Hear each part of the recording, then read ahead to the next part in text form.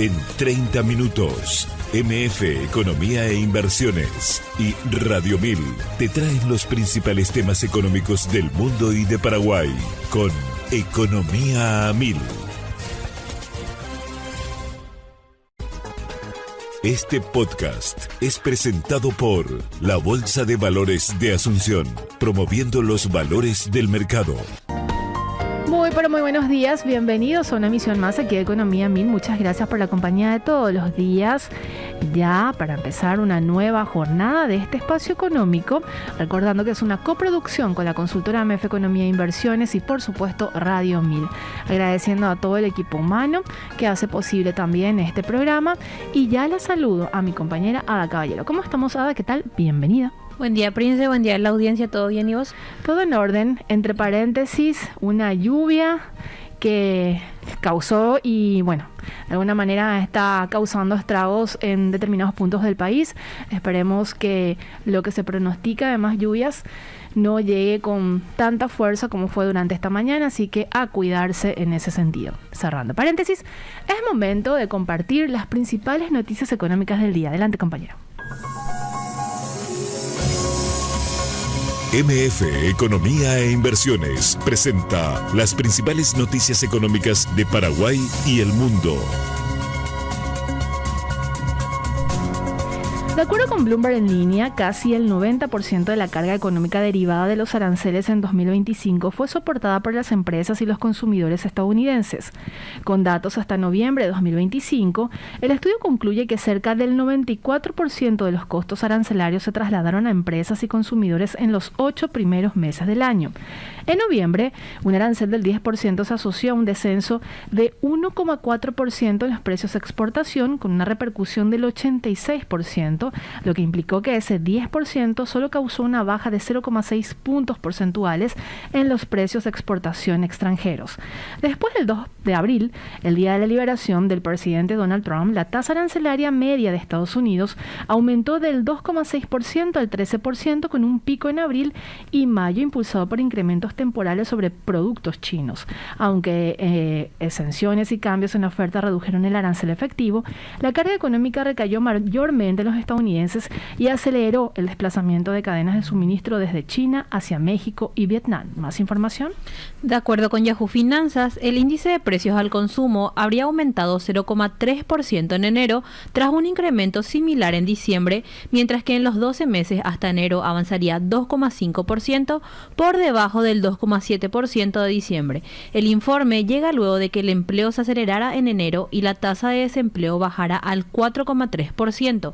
La Reserva Federal mantuvo su tipo de interés en el rango del 3,50 a 3,75%, con el índice de precios al consumidor y el índice de precios de gastos de consumo personal aún por encima del objetivo de inflación del 2%. Las estimaciones para enero oscilan entre 0,1 y 0,4% y se publicarán factores de ajuste estacional recalculados con base en los movimientos de precios de 2025, lo que podría generar revisiones en los últimos 5 años. Los precios de los alimentos habrían vuelto a subir tras el aumento del 0,7% en diciembre, en un contexto marcado por el cierre de 3 días de la Administración Federal.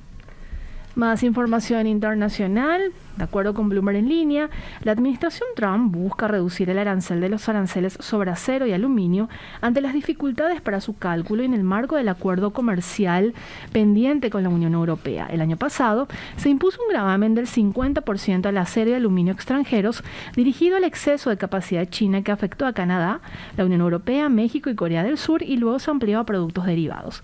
La Unión Europea enfrenta un arancel del 50% sobre acero, aluminio y cientos de bienes derivados, mientras Washington revisa varias veces al año la lista alcanzada. Bruselas advierte que la amplitud de productos y la posibilidad de nuevos gravámenes podrían diluir el acuerdo comercial y el techo arancelario del 15%. Y de información económica meramente internacional ya vamos aterrizando a lo que está pasando en las principales economías de la región. Para ello nos trasladamos hasta Argentina. Adelante. Y de acuerdo con Bloomberg en línea, el Banco Central de la República Argentina sumó este jueves 141 millones de dólares en el mercado de cambios y superó los 2.000 millones comparados en el año, alcanzando así 2.048 millones de dólares en el 2026. Para este año se habían anticipado compras por 10.000 millones de dólares, cifra que podría incrementarse a 17.000 millones dependiendo de la evolución de la demanda de dinero. Sin embargo, las reservas internacionales retrocedieron. La caída se explicó mayormente por la baja en la cotización del oro de 2,9%, el efecto consolidado de las valuaciones del yuan y el oro fue negativo en 284 millones de dólares. El oro explicó una baja de 311 millones de dólares, parcialmente compensada por un efecto positivo del yuan de 27 millones de dólares. Aunque la compra no necesariamente implica una mejora de las reservas internacionales brutas, sí representa una mejora de las reservas netas.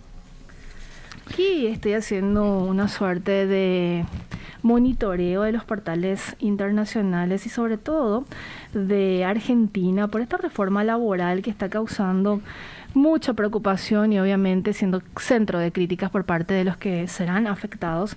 Y de acuerdo con página 12, la reforma laboral es para todos los trabajadores o solo para los nuevos. Según el gobierno, de aprobarse el proyecto que cuenta con media sanción de la Cámara Alta, regiría para todos los contratos laborales. Y menciona esta publicación que tras la media sanción de la reforma laboral en la Cámara de Senadores, obviamente estamos hablando de Argentina, al proyecto solo le falta la aprobación de diputados. Mientras se analiza el impacto que tendrá cada artículo, resurge el debate sobre qué va a pasar si se aprueba. ¿La ley regirá para todos los trabajadores o solo para los nuevos? Y hace un recuento justamente de página 12.com.ar y en ese sentido la reforma laboral es para todos los empleos, no solo para los nuevos, aseguró hace unas semanas Federico Sturzenegger, ministro de Desregulación del Estado. Esa es la postura que han manifestado todos los funcionarios del gobierno. Sin embargo, no todos están de acuerdo con esta posición. La ley no es de aplicación retroactiva, pero se aplica a los contratos vigentes. Pero los que ingresaron con un régimen anterior, el fondo de cese laboral, lo pueden discutir judicialmente para que les paguen la indemnización completa, sostiene por su parte Natalia Salvo, abogada laboralista y docente de la Universidad de Buenos Aires. Y hay muchos artículos en cuestionamiento sobre justamente esta reforma laboral que la próxima semana lo desengranaremos porque todavía va a ser punto de debate en Argentina. Más información, nada, nos vamos hasta Brasil. Asimismo, y de acuerdo con medios de ese país, el comercio entre Brasil y el Reino Unido creció 10,5% y alcanzó 17.300 millones de dólares entre septiembre de 2024 y septiembre de 2025. Las exportaciones del Reino Unido a Brasil sumaron 10.400 millones de dólares, mientras que las brasileñas llegaron a 6.900 millones de dólares con un aumento del 13,3% en 12 meses, lo que permitió a los británicos mantener un superávit comercial estimado en 3.500 millones de dólares. El sector servicios representó más de la mitad de lo exportado por el Reino Unido y avanzó 10,9%, mientras que los bienes crecieron 6,5%. En el caso de Brasil, las ventas de bienes aumentaron 15,4% y las de servicios alrededor de 9,2%, impulsando la expansión del comercio bilateral. Y antes de irnos a nuestra primera pausa, tenemos que compartir la cifra frase del día, Ada, a la espera de nuestro entrevistado de hoy. Así que, ¿qué tenemos? 99% prácticamente de déficit comercial tiene Paraguay con China. Se trata de un gigantesco déficit en la balanza comercial bilateral. Este nivel de déficit es prácticamente el más alto de América Latina en su vínculo comercial con China, comentó Jorge Peralta, director CEO de China Consultora. Si te interesa descubrir más detalles, puedes escuchar el podcast completo en Spotify, búscalo en el perfil de Economía 1000 y mantenete al tanto de todo. Y así hacemos nuestra primera pausa y a la vuelta seguimos con más Economía 1000. Seguís escuchando Economía 1000, gracias por la compañía. Y ya está justamente con nosotros nuestro entrevistado de hoy, a quien agradecemos su presencia. Él es Paul Sarubi, presidente de la Cámara Vial Paraguaya, Cavialpa. ¿Cómo estamos, Paul? ¿Qué tal? Bienvenido. ¿Qué tal? ¿Cómo estás, Prince? Mucho gusto, como siempre, estar acá en tu programa. Saludo también acá a todo el equipo de la radio y a la audiencia en general. Encantado. Gracias, Paul. Hay muchas novedades en el sector y bueno, queremos hacer una actualización también de lo que está pasando justamente con el sector de la construcción, pero antes, para que la gente también de alguna manera se ubique de lo que ha venido sucediendo con justamente las empresas vinculadas al sector de la construcción, me gustaría retroceder unos años atrás, si te parece, Paul, porque finalmente la situación que tenemos hoy está vinculada a lo que pasó años anteriores, más esta famosa ley de responsabilidad fiscal que justamente topea el 1.5% y el proceso de convergencia fiscal. Entonces hay un conjunto de factores que han de alguna manera impulsado al escenario que tenemos hoy y lo que se plantea como posible solución también tan importante de un tiempo a esta parte. Podemos remontarnos allá por el año 2019, crisis económica, el plan agresivo que había quitado el gobierno para tratar de mitigar un poco ese golpe de crisis económica. Después se sumó la pandemia. Toda esa situación hizo que el sector apostara muy fuertemente también a seguir, vamos a decirle, impulsando proyectos y planes que el gobierno abrió de manera significativa, Apolo. Bueno, sí. Yo me iría inclusive un poco más atrás y a un problema un poco más de fondo. ¿Verdad? Acá el problema de fondo es que no tenemos políticas de Estado, ¿verdad? Lastimosamente seguimos trabajando como un país de tercer mundo. No tenemos una línea, un rumbo establecido, entonces estamos muy lejos de poder tener previsibilidad en general, ¿verdad? Sí.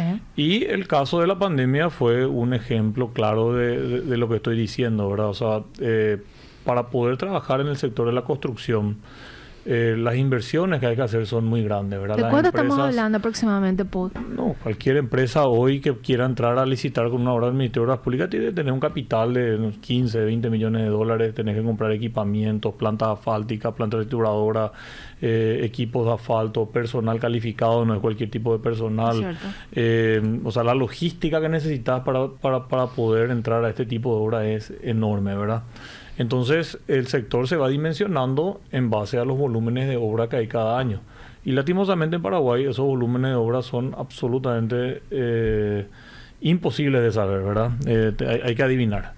Entonces, fue así que como que ya desde hace, y te puedo hacer una historia del 2012, 2013, había un presupuesto de 350 millones de dólares y eso fue paulatinamente subiendo.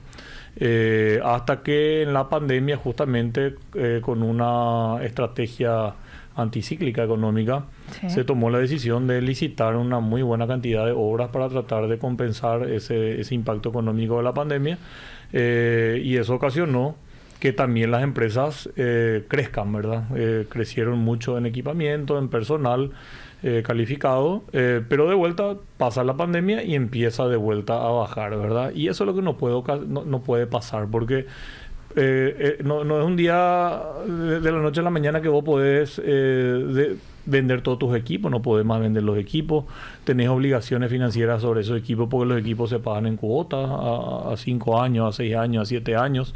Tenés gente que ya le contrataste, ya le capacitaste, ya le sacaste otro sector y le metiste dentro del sector de la construcción. Así fue que llegamos a más de 300.000 personas empleadas en un momento. Hoy estamos en 240, 250.000 personas. O sea, hay más de 50.000 personas que salieron del sector, que es gente que difícilmente va a encontrar un trabajo como el que tenía en la construcción. Y de vuelta, todo esto es falta de esa política de Estado que necesitamos. Entonces todo es muy imprevisible y es muy difícil dimensionarse de esa manera, ¿verdad?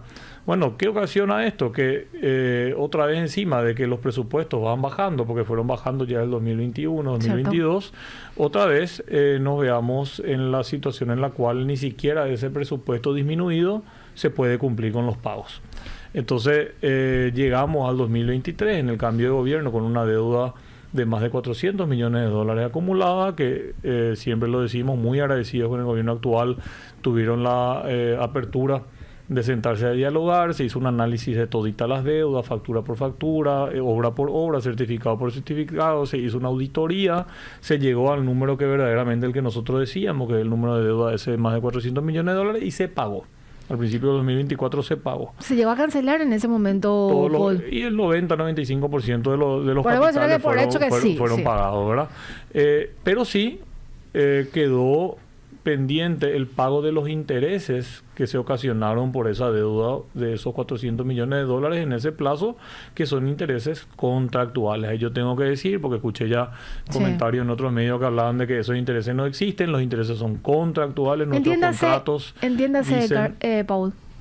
Cuando hablamos de intereses contractuales, ¿cómo se generó eso para que la gente me pueda entender? ¿No? Bueno, es lo que explico, ¿verdad? Nosotros tenemos un contrato firmado que es un contrato de adhesión con el Estado. O sea, nosotros no podemos cambiar ni una coma de ese contrato. Y en el contrato habla de que nosotros tenemos un plazo para el cobro. Nosotros cada mes trabajamos, se mide al final de mes todo lo que hicimos en ese mes y se mete un certificado que dice, bueno, yo este mes trabajé por 100 millones de guaraníes.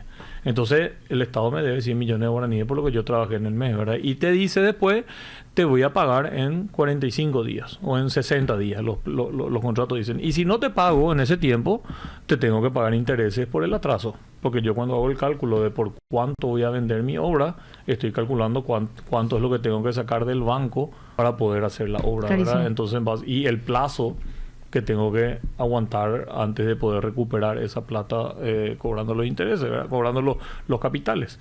Entonces esos intereses se generan justamente por el atraso en los plazos de pago, ¿verdad? Más de 100 millones de dólares que también hasta el día de hoy no pudimos cobrarlos. Entonces esos 100 millones de dólares fueron directamente contra el costo de las obras, por ende contra los resultados económicos de todas las empresas. Entonces ya veníamos luego golpeados por esa situación.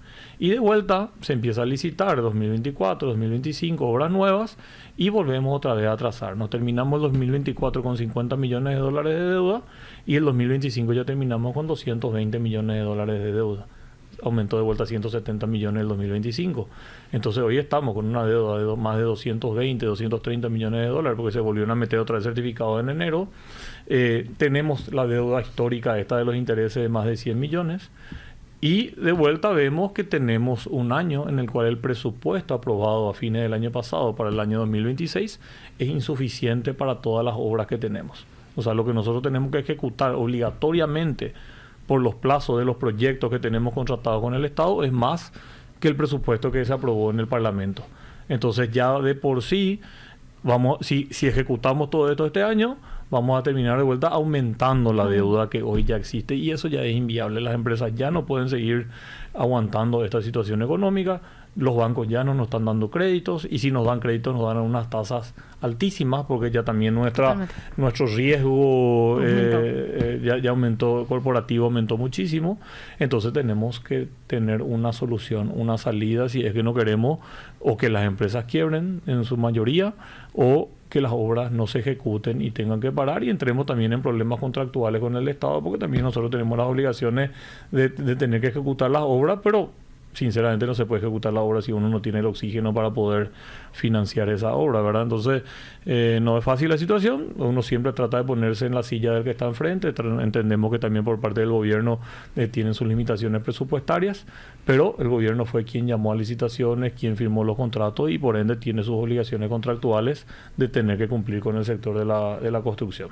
Esta situación de alguna manera salió como parte del foco central y de preocupación, sobre todo en el 2025, Paul, recuerdo en los últimos 3 meses aproximadamente del año pasado, cuando finalmente dentro de la deuda o del déficit que estaban estimando desde el gobierno no contemplaban esta deuda y el cuestionamiento también se centró en cómo el Estado debería ser el mejor pagador, no está reconociendo de alguna manera esa deuda de que tiene que cumplir u honrar en ese ejercicio. Eso también preocupa a Paul porque finalmente debería ser el Estado el mejor ejemplo como cliente, por decirlo de alguna manera, también del sector. Mira, es así mismo y te dio 2 facetas de este problema. Primero de todo, que al final de cuentas acá lo que nosotros queremos es tener la infraestructura necesaria para que el Paraguay sea un país atractivo a las inversiones. se hizo un enorme, gran trabajo y muy buen trabajo a nivel macroeconómico. Se consiguieron estos grados de inversión. Eso da la posibilidad de que más fondos vengan a invertir acá, más empresas y más industrias se puedan instalar. Pero si nosotros no le damos la infraestructura necesaria, no van a ser rentables esas inversiones y no van a venir las empresas afuera. Eso es seguro, ¿verdad? Necesitamos invertir en infraestructura si es que queremos dotarle al país de esa estructura para poder recibir las inversiones y que las inversiones sean viables económicamente, por un lado. Por otro lado, el sector de la construcción es un gran dinamizador de la economía. O sea, cuando vos no le pagás a la empresa constructora, la empresa constructora no le paga a sus proveedores. Y yo te aseguro que de lo que uno cobra del Estado, el casi 100% o en su gran mayoría de ese monto se vuelve a distribuir a toda esa cadena que existe atrás del sector de la construcción, que son primero todo colaboradores que trabajan en las empresas, proveedores de equipamientos, proveedores de insumos, proveedores de servicios, la gente en la zona de obra, en el ecosistema, a la hora de la microeconomía, el que vende, el que lava la ropa, el que te vende la ropa, el que te vende la comida, el que te vende la empanada, el que te vende el yuyo paltere. O sea, hay demasiada gente que es afectada cuando pasan este tipo de cosas de falta de pago. Y por último, se hizo un gran esfuerzo también desde el sector privado de poder tener empresas buenas en el sector de la construcción. Yo te puedo decir con seguridad que hoy es un lujo y un ejemplo la calidad de las empresas constructoras paraguayas.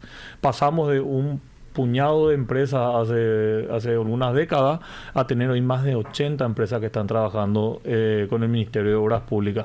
Empresas con equipamiento de primer nivel, de primer mundo, con gente calificada, paraguayos que hoy están trabajando en esas empresas que tienen el mejor nivel. Hay empresas paraguayas que están trabajando en otros países de la región, paraguayos que están trabajando en otros países de la región y se destacan en su trabajo porque verdaderamente tenemos la capacidad.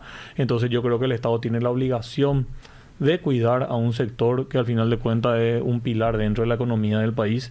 No nos puede abandonar y no puede dejar que estemos pasando por la situación que hoy estamos pasando. Fue por eso que pedimos estas reuniones con la ministra de Obras Públicas y el ministro de Economía para explicar esta situación y entender cuál es la salida que tiene el Estado para ir saldando este problema, ¿verdad? El año pasado no hubo ningún tipo de pago parcial, Paul, de esa deuda o un compromiso y fue así mínimo. Y de la última reunión también que tuvieron con el equipo que forma parte, vamos a decirle, el ministro de Economía y de Obras Públicas y imagino también otras instituciones vinculadas. Se paga, o sea, todos los meses hay pagos. Lo que pasa es que lo que se mete de certificaciones es más de lo que se va pagando. Entonces, no solamente que nos está disminuyendo la deuda, sino que sigue aumentando. ¿Verdad? Cuando nosotros nos reunimos en el Parlamento allá por fines de octubre del año pasado, justamente para analizar el presupuesto que se iba a aprobar para este año, ahí también tuvimos una reunión en la cual estuvo presente el ministro de Economía y ahí él dijo que iba a pagar 300 mil millones por mes en los siguientes meses para tratar de ir saldando la deuda acumulada. Ya se le había alertado en ese momento que 300 mil millones por mes es insuficiente para poder saldar la deuda, porque en realidad lo que se mete certificado todos los meses es más que 300 mil millones, o sea, va a ir aumentando. Y los hechos dicen la razón, ¿verdad? Nos dan la razón. Hoy en día la deuda es mayor a la que era en octubre, ¿verdad? Entonces, de aquí adelante, ¿qué hacer? Y bueno, primero de todo, ver la forma de saldar la deuda acumulada y después también analizar qué hacer con los contratos en ejecución versus el presupuesto que hoy tenemos para poder pagar esos contratos, que es insuficiente. Entonces, o los contratos van a tener que ralentizarse o pararse y se va a dejar de construir, o el presupuesto tiene que aumentar. Con la necesidad que tiene el país de infraestructura, yo creo que acá hay que tratar de conseguir el presupuesto para que se puedan pagar las obras que hoy están en ejecución, ¿verdad? A la vuelta del corte me gustaría profundizar sobre ese punto también, Paul. ¿Cuáles son las alternativas que se tienen? Uno, para ir, esto que mencionabas, saldando, y aparece una figura de como herramienta el factoraje, el factoring también, que tengo entendido se planteó sobre la mesa y es un instrumento que usa de hecho el sector de las farmacéuticas con el Estado. No sé si es tan conveniente o es lo que quizás les daría ciertamente respiro también al sector de la construcción. Si podemos hablar también de ese tema y cuáles podrían ser también otras alternativas de financiamiento de aquí para adelante. ¿Te parece? Perfecto. Vamos a hacer nuestra última pausa. Es así, Josema, y a la vuelta seguimos conversando con Paul Sarubi de Cavialpa.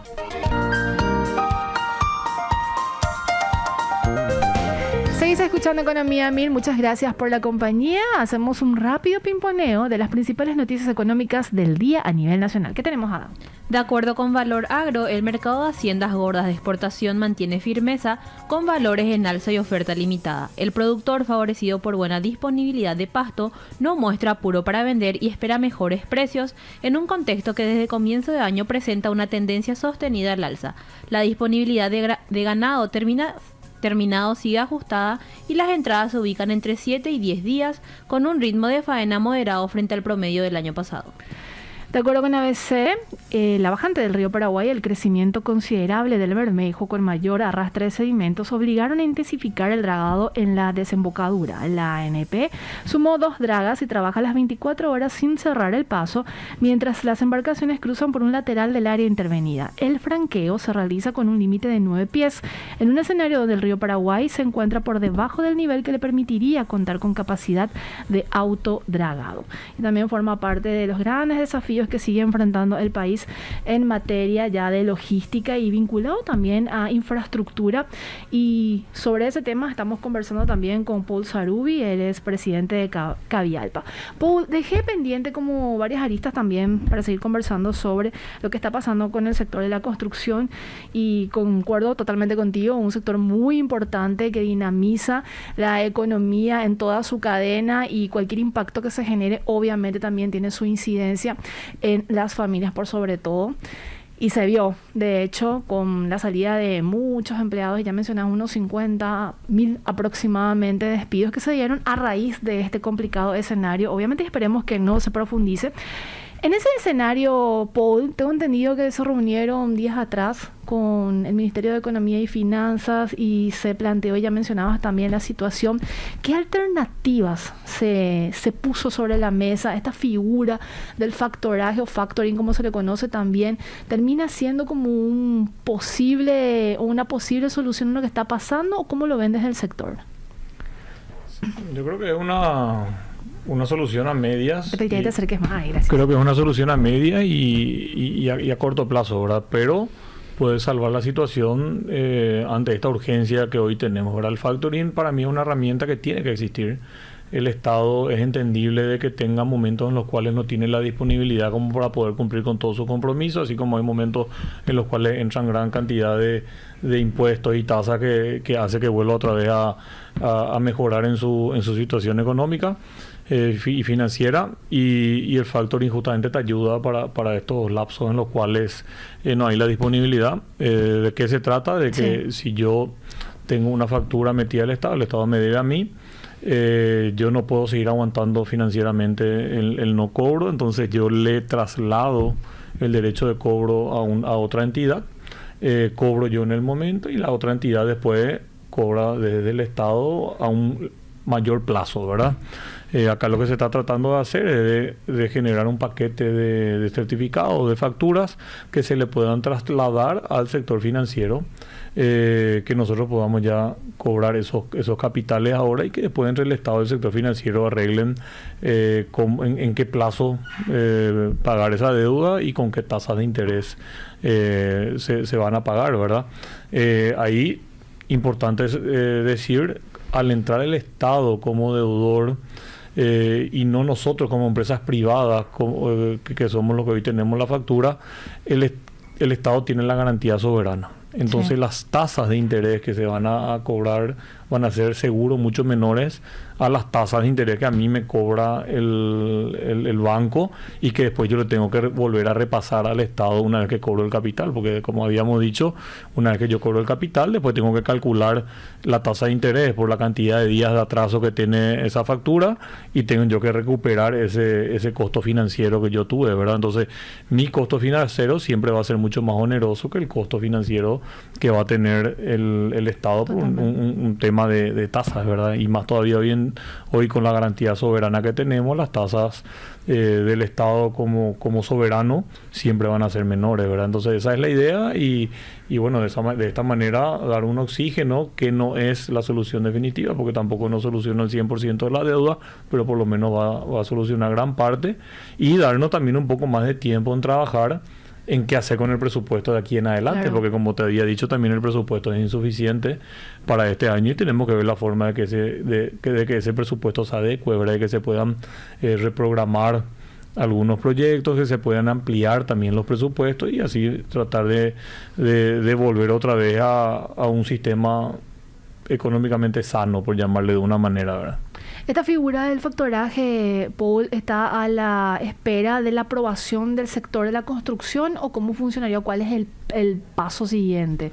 Ya está aprobado como ley y hoy lo que necesita es una reglamentación en la cual se pueda justamente reglamentar todos los detalles de cuál sería la forma de operativizar esta herramienta, ¿verdad? Nos dimos un plazo de 30 días. Tiene que trabajar el Ministerio de Economía con el Ministerio de Obras Públicas en esto en un primer momento. Importantísimo que nos involucremos nosotros como empresas privadas afectadas también para poder dar nuestra opinión para que esto sea viable. Totalmente. Y también el sector financiero, que al final de cuentas es quien tiene que disponibilizar los fondos, también tiene que dar su opinión para que para ellos también esto sea aceptable y bueno, que puedan existir esos montos de dinero que se necesitan, ¿verdad? Hay que hacer un trabajo en conjunto y ojalá se pueda hacer y se pueda meter dentro de estos 30 días porque nosotros necesitamos que esto salga de manera urgente. ¿Hay un porcentaje de esa deuda total que entraría con esta figura, Paul? Y bueno, si hoy la deuda está en 220, 230 millones y se habla de que van a haber 150 millones disponibles y bueno, ese es el porcentaje, va a tener seguramente un 60% más o menos, 60-70% de la deuda que va a estar solucionándose, ¿verdad? Sin contar los intereses, aclaro. Claro, esto está totalmente fuera aparte, de... Pero el tema de los intereses, ¿cómo se planteó, Paul? ¿Ahí vamos a dejar en stand-by o cómo fue también la conversación con eso? Tiene que entrar, ¿verdad? O sea, y a lo mejor parte de este monto del factoring tiene que parte de eso ser utilizado para pagar los intereses, ¿verdad? ¿Tamaños de empresas vinculadas con el sector de la construcción afectadas de todo tipo o hay generalmente medianas grandes? Todas las empresas, porque todos tenemos nuestro problema, la más chica su problema, la mediana la grande, problema más chico, mediano, grande, pero para todos estamos en la misma situación. La empresa más grande necesita mucho más línea de crédito, mucho más espalda, mucho más apalancamiento y también está muy afectada, igual que las medianas y las chicas, ¿verdad? O sea, este es un problema general del sector. Con respecto a las pequeñas, me quiero centrar porque es como que tienen menos espalda financiera, por decirlo, Paul, y imagino que eso que decías son las más afectadas también. Cuando se hace o se analiza este tipo de instrumento financiero dentro de carpeta, ¿cómo se van priorizando también el pago para los determinados o las determinadas empresas? ¿Cómo se hace ese análisis? Yo no sé cómo se hace, pero la verdad que lo ideal sería pagar en base a antigüedad, ¿verdad? Factura más vieja se paga y así se va regularizando, ¿verdad? Hoy tenemos también otros inconvenientes porque tenemos, como sabes, hay dos fondos, ¿verdad? Están los fondos externos y los fondos locales, ¿verdad? Correcto. Y las obras de fondos externos tienen sus atrasos, pero tienen mucho menos atraso que las obras de fondos locales, ¿verdad? Y justamente estas obras que son financiadas con fondos locales son las que agarran normalmente las empresas más pequeñas, porque son obras más pequeñas y son las que menos espalda financiera tienen para poder aguantar, entonces son las que más están sufriendo también esta situación en ese sentido, ¿verdad? Pero en general hay que tratar de cumplir con todas las empresas y como te decía, para mí lo más justo es en base a antigüedad, ¿verdad? Y otro punto, Paul, que mencionabas y que preocupa es lo que se contempla en el presupuesto y que vemos cada año una reducción muy importante justamente en lo que se asigna para el componente de inversión física o el componente 500, como se lo conoce también presupuestariamente, que es básicamente todo lo vinculado a infraestructura. Y vemos, los datos muestran una caída sostenida en los últimos 5 años aproximadamente de la inversión que hace el Estado versus este componente de lo que se conoce como gastos rígidos también. Si hacemos un comparativo, no tengo muy fino todavía, pero se nota como que hay priorizaciones que quizás no deberían enfocarse en ese lado, sobre todo cuando hay todo un conjunto de personas que se ven y de empresas paraguayas que apuestan en el país también para seguir construyendo en el desarrollo y crecimiento en país, atendiendo también el déficit de infraestructura que tenemos aquí, que es altísimo.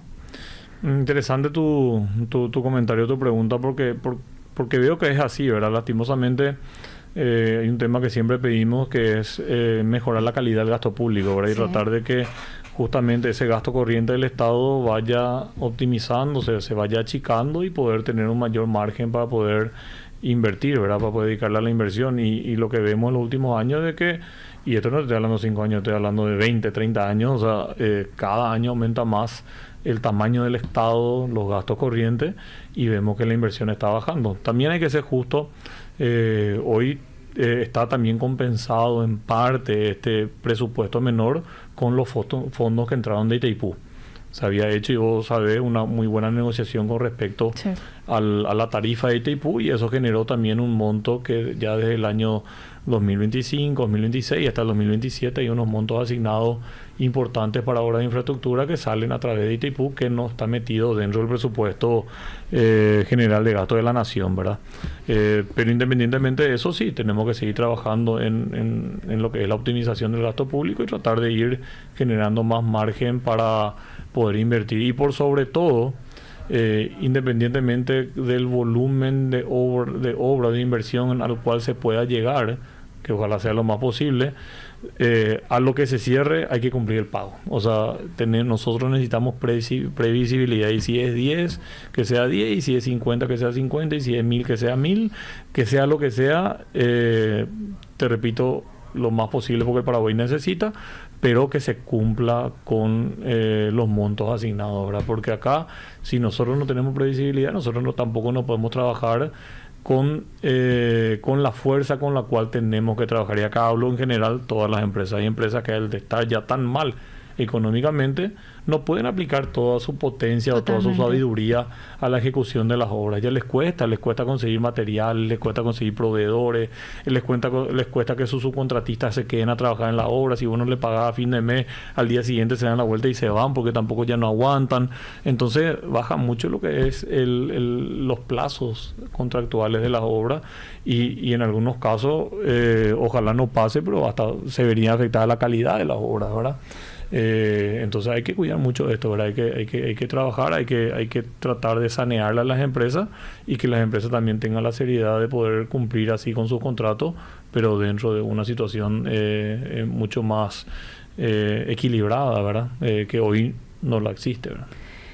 Mencionaste un punto también importante acerca de las finanzas públicas, que no hay espacio, y lo vemos, el presupuesto se vuelve cada vez más rígido, y las alternativas de financiamiento son hoy por hoy hasta muy limitadas, Paul. De hecho, parafraseando al exministro de Hacienda en ese momento, Manuel Ferreira, decía que desde el 2013, cuando se realizó aquella primera emisión de bonos que permitió un empuje importante para la inversión física, de infraestructura en general, de un tiempo a esta parte es como que ese modelo se fue achicando y llegó como un modelo a ser agotado. ¿Qué alternativas de financiamiento se tienen entonces, Paul, hoy por hoy? Pensar en una APP, que sí existe una ley, de hecho, se actualizó, pero no es que haya de alguna manera resultado como se esperaba. Hay otros tipos también de instrumentos de inversión, de incentivo para la inversión en Paraguay. ¿Qué es lo que está faltando o dónde está la falla, Paul? Es un área que hay que seguir impulsando, ¿verdad? Todo lo que son las obras vía concesiones, vía APP, vía ley de inversión privada, la ley 5074, son herramientas que hay que utilizarlas, ¿verdad? Eso te da a vos una forma de compensar ese presupuesto al cual no podemos llegar a ese número ideal que tendríamos que tener como inversión en el país. Y bueno, y ahí hay que trabajar en conjunto de vuelta, y vuelvo a lo que te decía en un inicio, a la generación de políticas de Estado, ¿verdad? Sí. O sea, la utilización de las concesiones y la APP tiene que estar metida dentro de una estrategia de Estado, y no de gobierno, de Estado, a largo plazo, no 5 años, se termina 15, y se vuelve otra vez 30 años, sí. ¿Verdad? Que las instituciones estén preparadas para poder gestionar ese tipo de proyectos. No puede pasar que un proyecto o una obra que pueda ser solventada desde el sector privado y recuperada desde el pago del usuario, ejemplo, una ruta que pueda ser pagada por el privado y que después pueda recuperar el privado a través del peaje. Esa inversión no puede ser que el Estado siga poniendo plata y siga sacando un préstamo para hacer esa obra, ¿verdad? O sea, estamos desperdiciando oportunidades. Entonces, hay rutas del país que a lo mejor pueden ser a través de una APP solventada, no sé si 100%, pero por lo menos una buena parte a través del peaje, y el Estado pone solamente el complemento. Hay que hacer eso. Estaba hablando recién de lo que es los niveles de los ríos. no podemos no tener una hidrovía concesionada. O sea, tenemos una de las flotas de traslado fluvial más grande del mundo. El comercio, volumen, o sea, sí. El volumen de productos que pasa por el río Paraguay es enorme. O sea, tranquilamente vos podías concesionar esa hidrovía y que se vaya pagando como un canon, como una tasa, como un peaje por el traslado de esos productos. Lejos va a ser rentable ese negocio. Y el Estado sigue todos los años llamando a licitación de dragado con fondos del Ministerio de Obras Públicas, siendo que tranquilamente eso podría estar pagado del sector privado. Esas son las cosas que no pueden más ocurrir, ¿verdad? El aeropuerto, las tasas aeroportuarias tendrían que dar de sobra para poder tener un aeropuerto concesionado y que el Estado no tenga que seguir invirtiendo dentro de lo que es la mejora del aeropuerto, ¿verdad? Por más que la DINAC también tiene sus ingresos propios y con eso hacen las inversiones, pero tendría que estar concesionado como se hace en todas partes del mundo.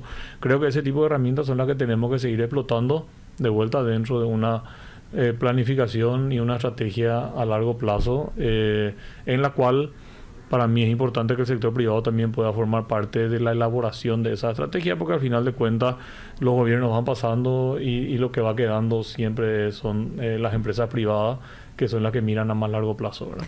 Porque hay interés de inversionistas extranjeros de hacer consorcios, unirse incluso con empresas paraguayas para estas grandes obras de infraestructura, Paul. Siempre. De hecho, yo había conversado, creo, el año pasado contigo y me decías, sí, hay un monitoreo constante de preguntas, consultas, y con esta ratificación del grado de inversión, imagino también que subió muchísimo. Pero sin embargo, hay todavía desafíos por destrabar en ese sentido. Quizás en materia normativa, mayor confianza, o eso que mencionabas puntualmente, de una política de Estado bien definida y bueno, con una base de proyectos también que sean mejor focalizados. Asimismo, clave lo que decís, la preinversión, ¿verdad? Sí. Que se le llama, o sea, destinar parte del presupuesto a generar proyectos es muy importante, ¿verdad? Y es un déficit que hoy estamos teniendo. O sea, cada cambio de gobierno escuchamos de que el gobierno entrante no tiene obras para licitar. Es cierto. Significa que el que va saliendo no le va dejando un plan para los siguientes años y siempre tenemos estos bajones en la inversión, en las transiciones entre gobierno a gobierno, y eso no tendría que estar ocurriendo ahora. De hecho, había presentado el Ministerio de Obras Públicas y Comunicaciones un plan 2023-2028 que contemplaba un paquete interesante, pero todavía insuficiente de recursos que se deberían de destinar justamente a obras públicas, puntualmente a parte de pluvial, al tema de hospitales, escuelas, etcétera. O sea, hay muchísimo por hacer. Se tiene la voluntad, sin embargo, hay que todavía destrabar mucho, Paul. Es así, tenemos que trabajar en eso y, como siempre digo, en conjunto, ¿verdad? Sector público, sector privado, porque si no es muy difícil.